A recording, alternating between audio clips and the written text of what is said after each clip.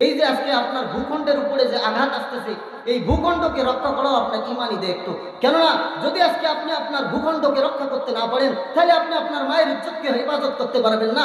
যদি আজকে আপনার ভূখণ্ডকে রক্ষা করতে না পারেন, তাহলে আপনি আপনার ইমান টিকাইতে পারবেন না।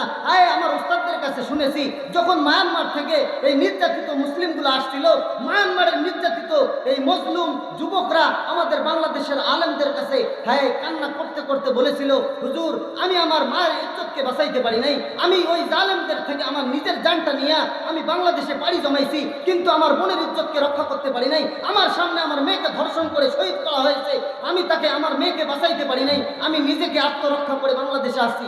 ও যুবক ভাই, আজকে তোমাকে বলছি, আজকে ভারতের দিকে তাকায় দেখো, আজকে তোমার পার্শ্ববর্তী দেশের দিকে তাকায় দেখো, তোমার দেশের মাটির দিকে শগুনের চোখ দিয়ে তাকাইতেছে।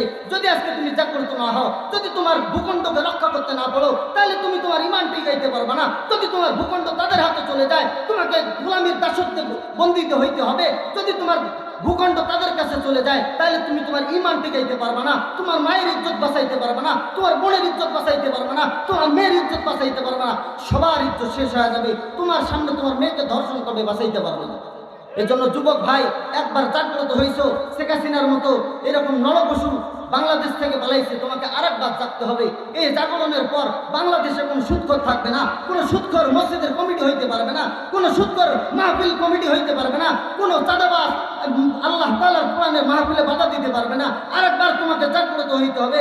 ওই জাগরণের পরে বাংলাদেশে কোনো ধর্ষক থাকবে না। আরেকবার তোমাকে জাগতে হবে, আরেকটা আন্দোলন তোমাকে করতে হবে। যে আন্দোলনের পর এদেশে আল্লাহ তাআলার কোরআনের আইন জারি হবে, আল্লাহর জমিনে আল্লাহর দ্বীন কায়েম হবে। এমন একটা আন্দোলন আপনাকে শেষ ফাইনাল আন্দোলন করে আল্লাহর জমিনে আল্লাহর দ্বীন কায়েমের এই আহ্বান আমি আমার যুবক ভাইদেরকে রেখে আমি আমার আলোচনা এখানেই শেষ করেছি। আল্লাহ পাক রব্বুল আলামিন আমাদের যুবক ভাইদেরকে তার যৌবন হেফাজত করার এবং আমার মুরব্বী বাবাদেরকে তার ঈমান আমল নিয়ে আল্লাহ তাআলা তার সামনে দাঁড়ার তৌফিক দান করুন।